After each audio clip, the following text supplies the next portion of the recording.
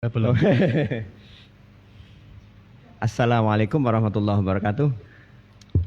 Alhamdulillah hari ini ketemu lagi dalam rubrik Tutur Tinular Centini News dan bersama saya Nur Said atau Kang Said sudah hadir bersama saya di sini Kak Ahdi Riono atau lebih tepatnya adalah Kak Dr. Ahdi Riono M.Hum, salah satu pemerhati budaya dan bahasa di Pantura, sudah hadir di tengah-tengah kita. Alhamdulillah. Assalamualaikum Pak Ahdi Riono. Waalaikumsalam warahmatullahi wabarakatuh. Kang Said, apa kabar hari ini? Alhamdulillah. Sehat ya? Sehat-sehat semua bersama tim Centini News dengan Pak Tris dan kawan-kawan. Di sini kita mengikuti perbincangan santai seputar kekerasan seksual dan bahasa pacaran atau salah kaprah pacaran. Nah, kita mencoba ingin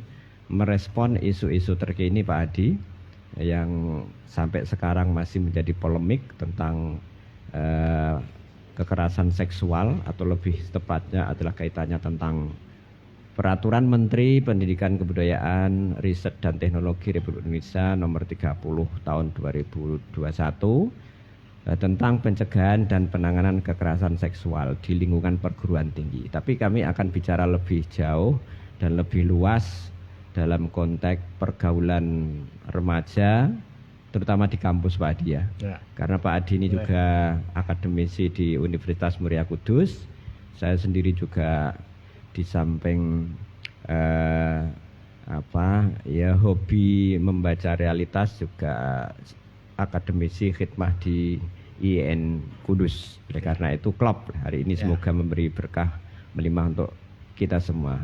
Pak Adi, bagaimana melihat fenomena terkini Pak Adi ya? Karena kita tahu ketika dihadapkan pada berita-berita atau isu-isu terkini, kita dihadapkan pada sebuah persoalan kadang terminologi, ada persoalan perluasan bahasa, ada persoalan penyempitan bahasa, persoalan istilah-istilah ini ternyata tidak pernah habis untuk didiskusikan, terutama dalam konteks bicara tentang mungkin saya lebih dahulu bicara tentang pacaran Badi. Anak-anak muda ini kan suka seakan-akan pacaran itu sebuah keniscayaan itu. Padahal kita ini sebagai pribadi yang beragama dalam Islam sepertinya kamus pacaran itu tidak ada ya. Tidak ada ya dalam Islam. Nah, bagaimana istilah pacaran itu kenapa sih tiba-tiba muncul istilah pacaran itu di dalam konteks masyarakat agama di Indonesia ya. Terutama di Indonesia ini kan mayoritas juga Muslim Pak Adi ya. Betul. Nah, mungkin kita melihat terminologinya dulu Pak Adi sebelum masuk ke kekerasan seksual, karena kekerasan seksual juga sering jadi dalam komunitas anak muda yang pacaran. Gimana Pak Adi? Ya betul Kang Said. Jadi pengalaman kita ya, pengalaman manusia dalam kehidupan sehari-hari itu akan tercermin dalam pemakaian bahasanya. Oke. Kan? Nah, bahasa itu adalah bentuk dari ekspresi pengalaman yang dialami oleh masyarakat itu ya selama bertahun-tahun nah, sehingga memunculkan sebuah peristilahan kan itu sebuah kata ya, kosakata. Nah, tentu kosakata ini tidak sekedar kosakata ya, tidak sekedar tanpa makna ya. Betul. Tetapi tentu dia merepresentasikan sebuah konsep hidup, konsep perilaku. Sesungguhnya di balik kata itu kan makna itu. Cara menyampaikan makna itu menggunakan kata, bahasa, macam-macam bahasa. Ya, dan bahasa itu bukan sekedar alat komunikasi. Ya, tetapi lebih dari itu bisa sebagai bentuk dari mengungkapkan sebuah relasi kuasa, power relation kan di dalam masyarakat itu. Misalnya ketika ada masyarakat yang punya strata sosial ya berbeda-beda, sehingga ada ungkapan orang Jawa itu nanti ada unggah-ungguh ya. Ya kalau dalam kromo dalam bahasa Jawa ada namanya, kalau dalam bahasa Inggris speech levels ya, tingkat tutur ya kan. Ada ngoko kromo, itu kan salah satu bentuk ada strata sosial yang memang perlu itu secara alamiah itu memang harus dihormati gitu. Sebab kalau nanti kita tidak menghormati itu akan ada terjadi disharmoni ya, atau menyebabkan kohesi sosial itu terganggu. Jadi dalam penggunaan bahasa itu ada dominasi ya, ada power. Betul. Apakah mungkin bahasa itu demokratis itu, egaliter itu? Ya, ada bahasa-bahasa yang bernuansa netral. Ya, artinya dia artinya tidak memihak gender misalnya. Dia ada yang sifatnya netral. Ada memang kosakata yang memang khusus spesifik, ini hanya dipakai untuk perempuan, yang gitu. Kata ini dipakai untuk laki-laki. Biasanya dalam bahasa-bahasa yang seksis ya, misalnya bahasa Arab, bahasa Perancis, bahasa Jerman segala macam. Iya. Itu kan ada gender segala macam. Ada perbedaan ya. Apalagi bahasa Arab kan. Kata ganti itu ya. Kan? Bahasa Arab bentuk kata kerja berubah. Ketika perempuan ganti, ketika laki beda lagi. Itu kan tanda. Nah, begitu saja ketika kita ngomong istilah pacaran. Nah, ini yang menarik. Ya, kan? Ini yang menarik anak-anak sebetulnya muda. Itu kan kalau kita lacak ya dari bahasa Jawa itu, kalau kita buka kamus bahasa Jawa itu kata pacaran itu kata lainnya dalam bahasa Jawa itu renggo. Renggo. Nah, renggo. Atau ngupacaranya. Artinya menghias. Jadi menghias diri. Menghias diri. Jadi sebetulnya dalam bahasa Jawa itu pacaran itu artinya saat seseorang itu perlu menghias diri. Nah, gitu kan. Iya. Kenapa dia harus menghias diri? Karena ingin mengekspresikan sesuatu, kecintaan terhadap sesuatu. Orang kalau cinta kepada seseorang, kepada sesuatu, biasanya kan dia akan memperbaiki dirinya ya, baik dari sisi fisiknya maupun dari sisi perilakunya. Jadi dia harus belajar misalnya cara makan, ya, biar dianggap elegan gitu kan. Ya dia harus belajar bertutur kata dengan yang santun segala macam. Dan itu ekspresi untuk mendapatkan sesuatu. Nah, pacaran itu kan sebetulnya kalau dari bahasa Indonesia itu kan sebetulnya artinya bukan sebetulnya berpacaran ya. Tidak pacaran. Kalau pacaran itu kecenderungan orang Jawa mengatakan itu, tetapi bukan dari bahasa Jawa itu ya. Dalam bahasa Indonesia kan konveksnya ya, berpacaran ya. Berpacaran aktivitas ya, suka sama suka antara dua orang lawan jenis, ya kan? Ketika dia melakukan ekspresi mencintai seseorang lawan jenis, nah itu ketika dia berbarengan, ketemu, nah itu dengan istilah pacaran. Nah, masalahnya kan ketika kita ngomong pacaran, ketika masyarakat itu berubah ya, maka akan ada pergeseran pemahaman istilah pacaran itu. Istilah pacaran itu tidak bisa dilepas dari nilai-nilai ya, nilai keyakinan. Di balik terminologi itu ada nilai tertentu, sistem nilai. Nilai-nilai atau sistem nilai itu system of beliefs ya. Atau kalau orang nyebutnya ideologis ya, ideologi ya, yang di dalamnya ketika dia mengadopsi sebuah ideologi tertentu, misalnya neoliberalisme misalnya kan, kebebasan ya, maka cenderung dia menggunakan itu untuk melakukan tindakan pacaran tadi.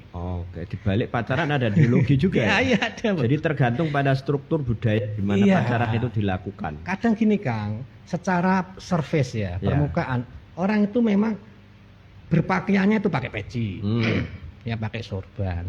Tapi secara system of belief itu mungkin beliau tidak Islami ya, tanda kutip, kurang tidak Islami karena memang bisa jadi perilakunya itu mengadopsi dominasi ya, dari sebuah sistem yang ada di masyarakat itu, yang mempengaruhi dia sehingga itu masuk ke dalam level pola pikir kan. Pola pikir tentu akan diekspresikan dalam pola sikap. Pola sikap inilah yang seolah-olah ini boleh gitu. Saya seperti ini nggak masalah. Lah, ketika sudah ngomong ini boleh nggak masalah, maka dia akan melakukan lebih jauh. Berarti kata kunci penting dalam pacaran itu apa, Pak? Dalam kata kunci dalam pacaran ya. Jadi kan pertama disampaikan sebagai upaya untuk menghias diri. Orang pacaran itu selalu indah-indah ya. Iya. Bicaranya indah-indah itu. Indah itu, apakah pacaran itu dibatasi, ada batas limit antara menikah dan belum menikah tidak? Ya, sebetulnya konsep pacaran kalau kita lacak dalam budaya Jawa ya, itu sebenarnya nggak ada. Nggak ada batasan itu kan? Karena kehidupan perempuan dan laki-laki itu dalam masyarakat Jawa aslinya terpisah. Oke. Jadi kan ada bilik perempuan sendiri, bilik laki-laki sendiri kan gitu. Jadi sangat protektif ya sebenarnya. Ya, karena memang pada prinsipnya kehidupan perempuan dan laki-laki itu terpisah. Oke. Dan itu sebenarnya dipahami beratus-ratus tahun oleh masyarakat Jawa. Terpisah itu dalam pengertian gimana, Pak? Terpisah gini, artinya dia nggak bisa sembarangan ketemu sendiri berdua-duaan gitu. Harus ada orang-orang dari keluarganya atau yang mungkin menyertainya. Itu dalam tradisi Jawa malah gitu ya. Sangat ketat sebenarnya ya. Ya, lebih ketat karena apalagi ketika perempuan Jawa itu kan dulu kan lebih dipinggit kan, tidak sembarangan keluar rumah, gitu kan. Dan kan mungkin ini jadi perbandingan Pak Adi, saya membaca sebuah literatur ya pacaran dalam konteks tradisi Melayu itu ternyata dulu yang saya tahu tuh awalnya adalah awalnya ini sebuah pertemuan tapi didampingi oleh keluarga, orang kemudian sendiri-sendiri kayak sekarang kan sendiri sak penake dhewe gitu. Jadi ketika laki-laki sudah naksir, ada rasa nek cara Jawa sono rasa, ada rasa suka gitu ya. Itu ada ruang pertemuan yang didampingi oleh keluarga.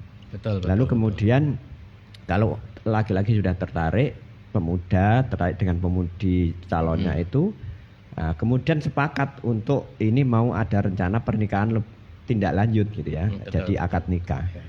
Lalu orang tua memberikan tanda, karena emas itu mahal, menggunakan pacar, pohon pacar ya. Kalau dalam Melayu itu istilahnya apa, rine atau apa itu. Lalu kemudian orang tua memberikan menandainya itu di kuku, di kuku pacar itu, itu kan supaya ada tanda itu. Nah itu konon pacar itu bertahan sekitar 3 bulan. Nah kalau 3 bulan ini laki-laki nggak serius menindaklanjuti, artinya sampai pacar ini tanda pacar itu hilang, maka yang perempuan pemudi itu berhak untuk meninggalkan itu. Artinya perjanjian itu sudah selesai karena tandanya sudah selesai gitu. Berarti batal ya? Batal. Jadi dalam 3 bulan itu tidak boleh seenaknya sendiri, enaknya sendiri, kemudian membangun relasi percintaan, kemudian memadu kasih atau kencan yang berlebihan itu tidak boleh dalam tradisi Melayu itu awalnya gitu Pak Adi. Ya betul. Lalu itu saling menjaga justru.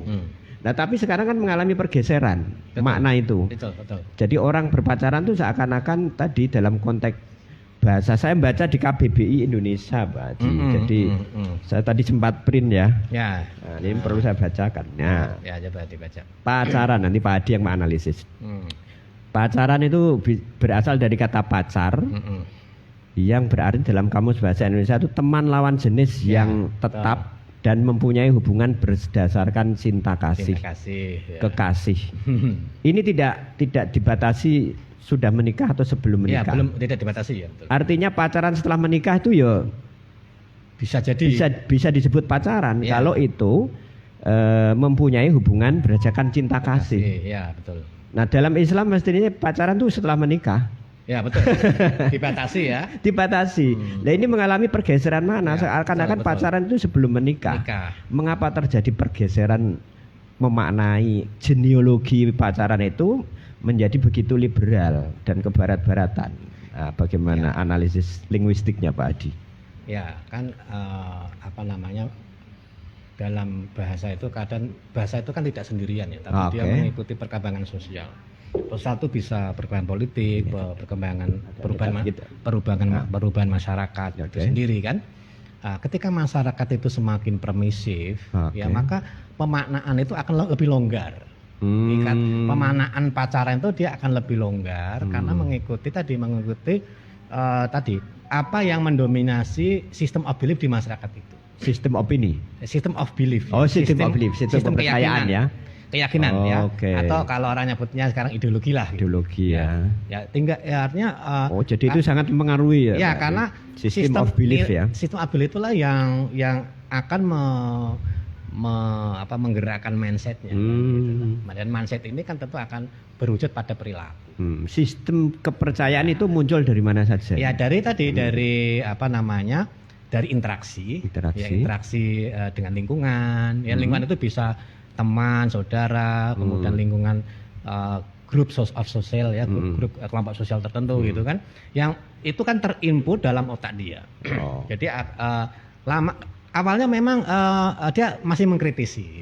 Dia ada namanya frontal, kalau otak itu kan di depannya ada namanya frontal cortex ya. Jadi dia otak yang mengkritisi. Karena sebelumnya pasti dia akan punya pengetahuan yang ketika dia tidak sama dia akan menolak gitu aja ketemu.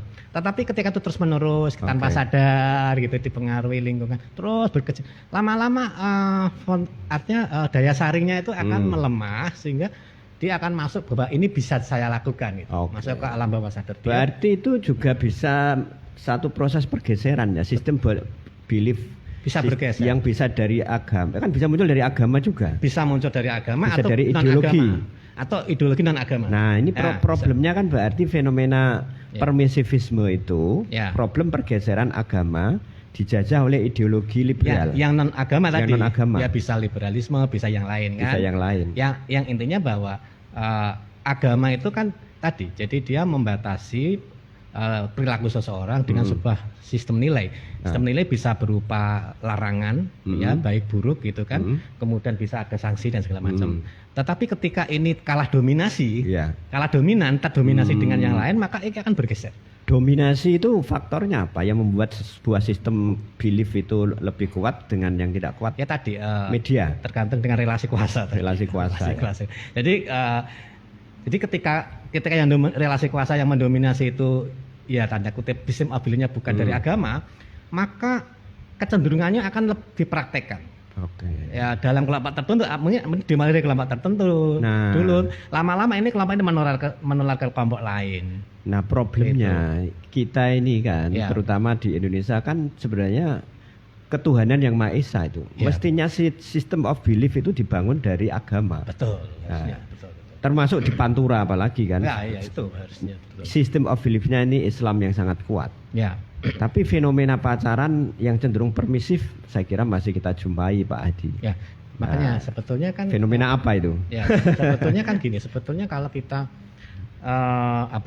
makanya perubahan sosial itu kan tidak bisa dilepas, tidak hanya sekedar perubahan kelompok orang ya, tidak hanya kelompok orang, tapi di situ juga ada sistem nilai gitu kan, atau sistem sosial yang berubah.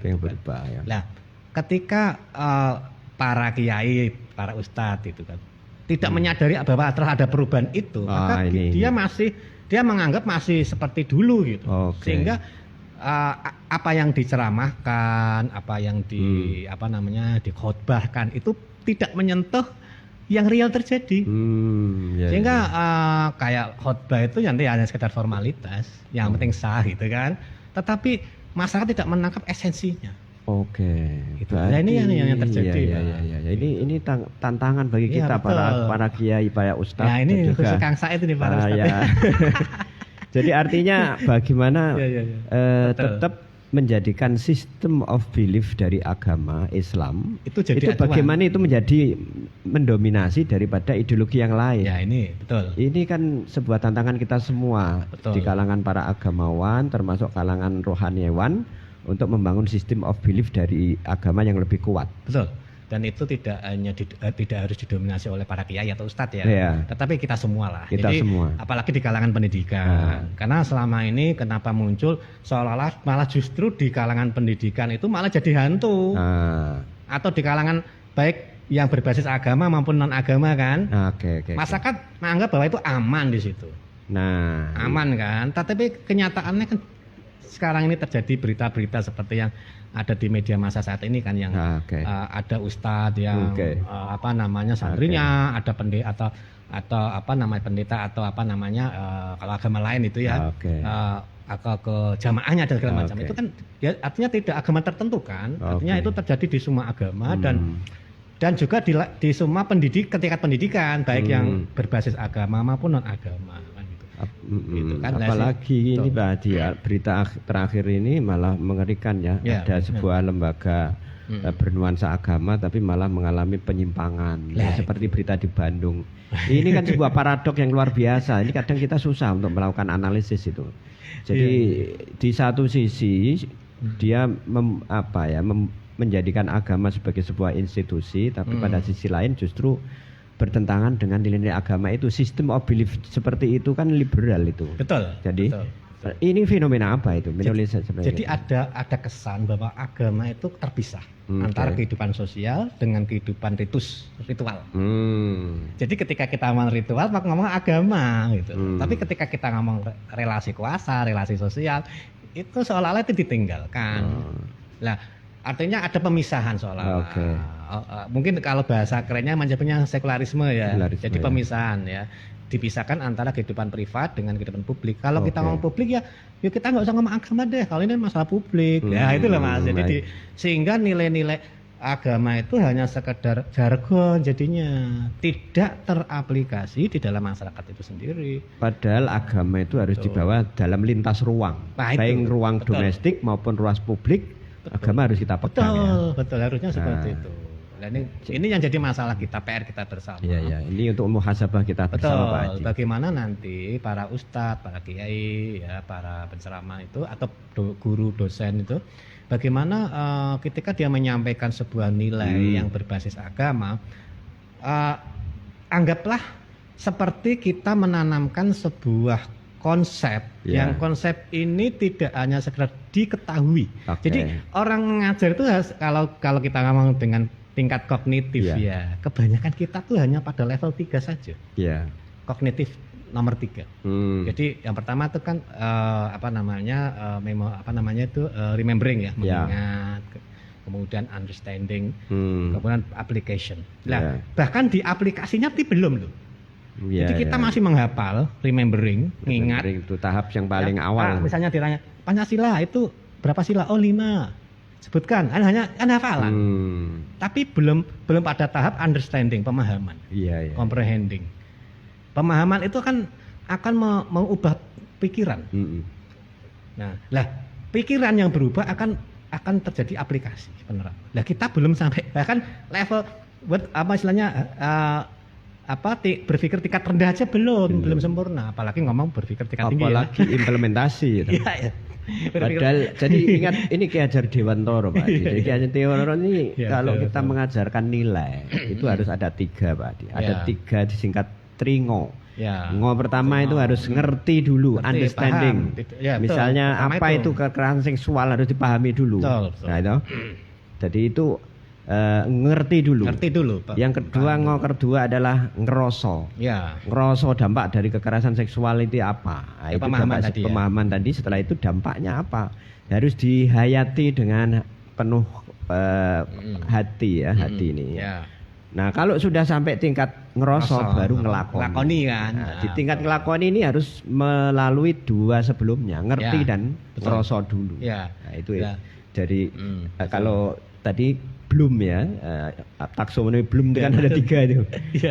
Kognitif, afektif, psikomotorik. Kalau taksonomi Ki Hajar Dewantoro itu 3, ngerti, ngeroso, ngelakoni. Itu sama ya, konsepnya sama. Jangan-jangan belum itu meniru Ki Hajar Dewantoro dengan istilah yang berbeda. Ada komunikasi akademik lah. Sekarang gini Pak Adi, ini sebagai closing karena sudah dibatasi 5 menit lagi. Betul. Kalau kita kembali ke definisi pacaran, sebenarnya di balik pacaran itu kan sebenarnya dasar utamanya kan cinta kasih.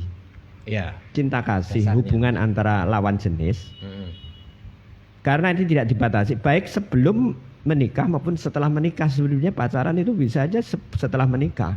Betul. Tapi sekarang pacaran dipahami itu cenderung dipahami sebelum menikah. Betul. Ini namanya salah kaprah itu. Betul. Salah kaprah terminologi tentang pacaran.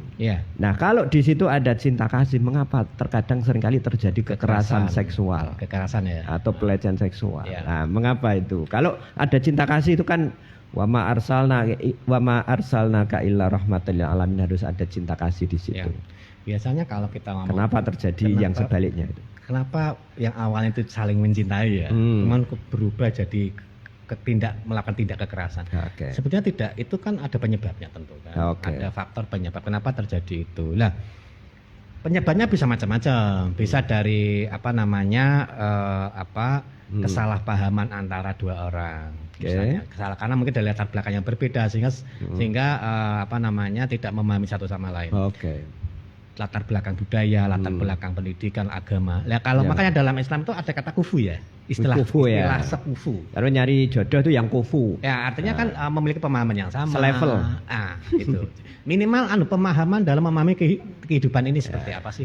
Kita hidup itu harus seperti sevisi apa? Lah ya. Kalau sekufu sebenarnya sevisi juga dimaknai visi karena bangun rumah tangga bangun hidup. Betul. Harus punya visi yang sama. Harus punya visi yang sama. Jadi visi inilah yang bahasa modernnya kan itu ya. Iya. Jadi visinya apa? Nah, ketika visinya mungkin berbeda, kan mungkin didorong hanya cinta dulu kan. Tapi ketika dalam perjalanan, ternyata beda. Nah, itu bisa jadi bisa kekerasan baik fisik itu bisa verbal ya, verbal atau non verbal. Ya kan? Atau tindakan yang lain kan gitu kan. Iya, betul. Nah, ini yang terjadi sehingga bagaimana kita itu mengeliminasi faktor-faktor yang bisa memicu, misalnya ya, ketika terjadi perbedaan tingkat ekonomi yang mencolok ya, itu kan laki-laki itu kan kecenderungannya pengen dihargai, pengen selalu dihormati. Betul. Nah, jadi sebenarnya tidak hanya laki-laki, perempuan juga ingin dihargai, laki-laki juga ingin dihargai ya. Betul semuanya ya. Sama. Hanya kadang kesannya itu kan karena budaya kita kan lebih ke budaya bapak ya, kebapakan atau patriarki itu. Jadi bapak itu lebih dominan. Lah sehingga bapak ini yang harus lebih dihormatikan. Lah ketika sang laki-lakinya itu dalam tanda kutip ya, itu perbedaan ekonominya dia jauh dengan yang perempuan, tentu akan terjadi masalah. Jadi ada gap mungkin ya. Iya, betul. Persoalan ekonomi, keilmuan, bisa juga pendidikan juga ya. Ya, makanya kalau tidak salah ya, kalau dalam agama itu kan kita harus melihat dari 4 unsur kan. Betul. Ya, apakah yang pertama kan mungkin kalau Rasul bibit, bebet, bobot ya. Nah, artinya bibitnya ini yang sekarang bergeser. Jadi yang penting suka sama sukalah gitu kan. Padahal ketika dalam perjalanan itu kan nggak cukup. Ya, jadi ingat ini ya, memilih pasangan ini dalam Islam juga sudah menggariskan 4 hal itu ya. Pertama, li jamaliha, orangnya bagus cantiknya ya. Betul. 5 liha, ya nek iso duwe, punya harta ya, kaya ya kalau bisa. Betul. Yang ketiga, li nasabiha, nasabnya juga harus diperhatikan. Anak siapa ini harus jelas asal usulnya. Betul, turunannya. Nah, yang keempat ini meskipun terakhir tapi ini menjadi veto yang terpenting ini. Li diniha. Agamanya ini harus seperti apa? Santri, abangan atau priayi itu bisa harus kita lihat itu ya. Maka itu penting dilihat ya Pak. Betul. Maka supaya tidak terjadi kekerasan seksual ya Pak Adi, ini saya bacakan definisi sedikit dari dalam rancangan undang-undang penghapusan kekerasan seksual itu ya. Ada. Supaya nanti pemirsa ini mendengar apa sih kekerasan seksual itu setidaknya rancangannya. Ya, kekerasan seksual adalah setiap perbuatan merendahkan, menghina, menyerang dan atau perbuatan lainnya terhadap tubuh, hasrat seksual seseorang dan atau fungsi reproduksi secara paksa. Nah, ini harus ada kata maksa ya. Bertentangan dengan kehendak seseorang. Jadi tidak dikehendaki oleh lawannya, yang menyebabkan seseorang itu tidak mampu memberikan persetujuan. Nah itu tidak disetujui. Frasa ini yang jadi polemik ya. Dalam keadaan bebas, ya toh? Karena ketimpangan relasi kuasa. Betul. Ada relasi kuasa yang timpang tadi ya, seperti kejadian di Bandung itu kan ketimpangan relasi kuasa. Dan atau relasi gender yang berakibat atau dapat berakibat penderitaan. Mungkin waktu melakukan bisa jadi suka sama suka, tapi efek dominonya setelah itu bisa jadi yang namanya penderitaan itu tidak langsung, bisa jadi tidak langsung setelah beberapa bulan. Nah, itu yang terkadang tidak diakomodasi. Atau kesengsaraan secara fisik, ini dampaknya psikis atau seksual. Jadi dampaknya bisa fisik, psikis, seksual. kerugian secara ekonomi, sosial, budaya, dan atau politik. Itu nuansanya tidak ada frase tanggung jawab ya. Nah, tanggung jawab tidak ada sama sekali. Ini undang-undangnya tidak gini. Misalnya ketika ada korban ya, itu kita selalu ngomongnya tuh hukuman bagi pelaku. Korbannya ini mau diapain? Nah, itu perlindungannya seperti apa? Kayak apa gitu kan, gitu. Ini yang kadang lupa di dalam rancangan undang-undang itu. Jadi kalau nggak salah ya, kalau saya kan lebih tahu ya dalam hal agama. Kalau dalam agama kan ada namanya apa itu? Kompensasi ya. Kompensasi. Ketika orang melakukan tindak pidana atau tindak ketika tidak dimaafkan itu kan dia harus ngasih kompensasi pada korban. Iya. Misalnya kekerasan itu bisa pembunuhan ya, atau misalnya melukai sampai dia cacat. Gitu kan. Nah, kalau dalam Islam ada sanksi yang dia harus memberikan kompensasi ke korban, baik berupa uang, denda segala macam kan. Nah, dalam hukum kita kelihatannya belum ada ya yang seperti itu. Itu mungkin PR bagi para anggota dewan untuk kemudian mendiskusikan ini. Hanya lebih ke doernya, pelakunya, dia mengerti bukan pada korbannya, pasiennya, korbannya itu tadi. Sebenarnya kalau kita mau jujur di rancangan undang-undang maupun di permen peraturan menteri yang sudah menjadi polemik itu, persoalan ada persetujuan atau tidak, kan persoalannya di situ. Iya itu juga. Padahal kalau menurut logika etik ya, baik disetujui ataupun tidak setujui, yang namanya kekerasan seksual itu merugikan baik bagi individu korban maupun yang melakukan, sehingga istilah disetujui atau tidak setuju itu ya kekerasan, meskipun setujui suka sama suka. Menurut hemat saya kok kekerasan itu Pak Adi. Kalau kita pertanyaan dibalik ya, apakah ada orang melakukan kekerasan itu atas persetujuan? Pertanyaannya. Ya kan? Kan nggak ada. Pasti nggak setuju. Nah, kalau suka sama suka itu termasuk kekerasan atau tidak?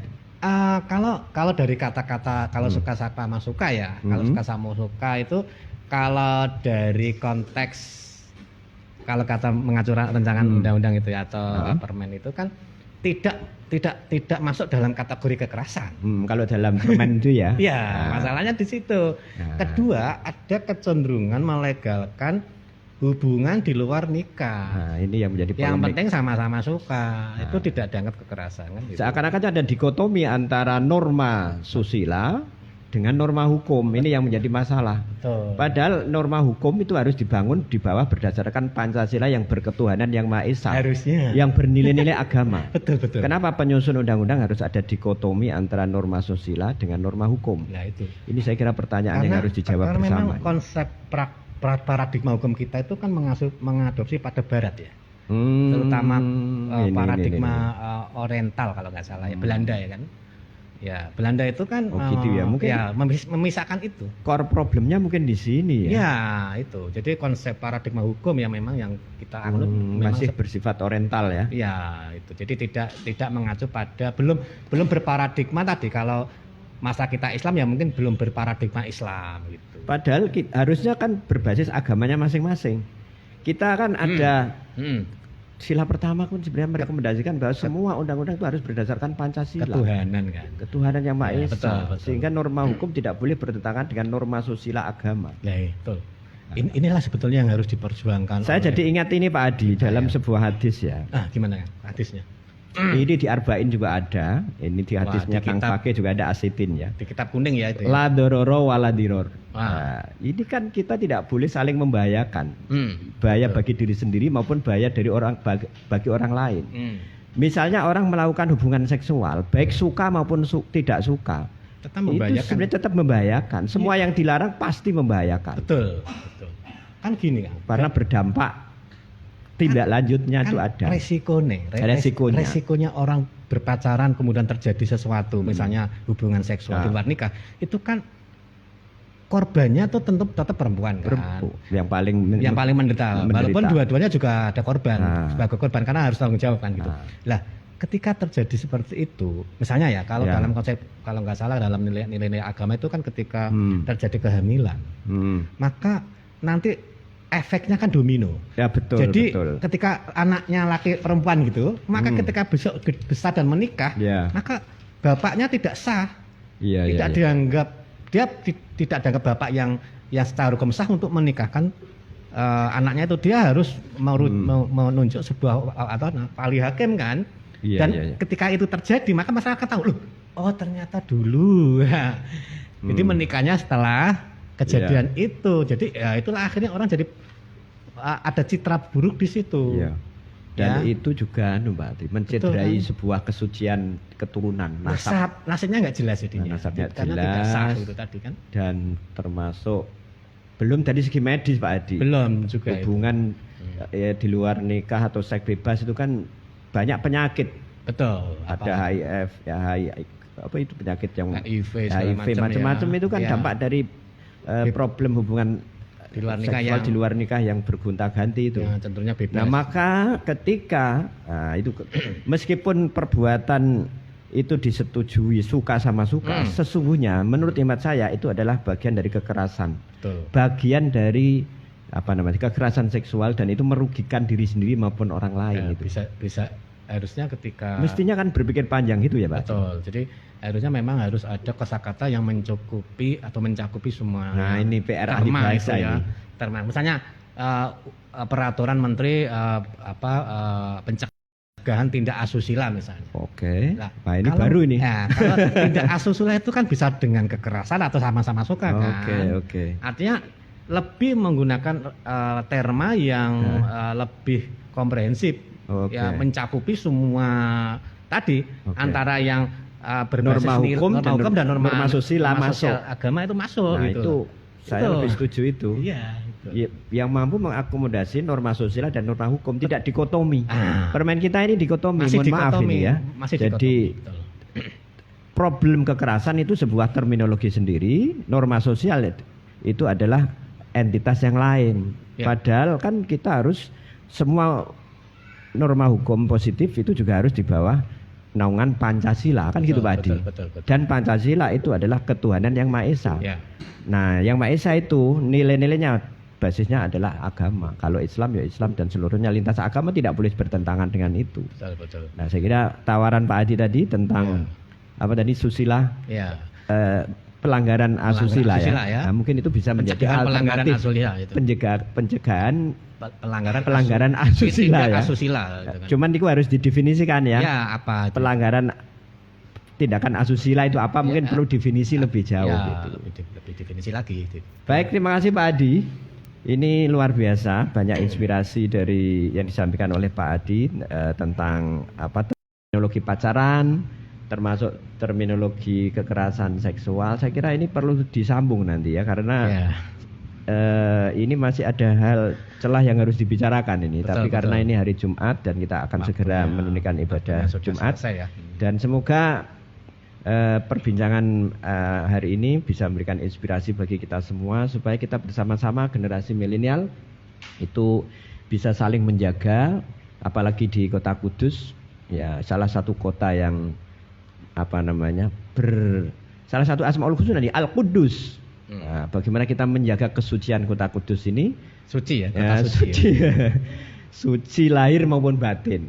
Termasuk suci dalam menjaga relasi supaya keharmonisan itu terbangun. Terima kasih Pak Adi Riono. Terima kasih Kang Said ya, atas undangannya. Bermanfaat bagi kita semua, insya Allah bersambung. Terima kasih tim Tutur Tinular Centini News sudah membersamai kita hampir selama 1 jam kurang sedikit ya, dan saya yakin kita insya Allah bisa bertemu di lain kesempatan. Semoga amin Allahumma amin. Kita akhiri, wa ma taufiqi illa billah, li tawakkaltu wa li unib. Assalamualaikum warahmatullahi wabarakatuh. Waalaikumsalam warahmatullahi wabarakatuh.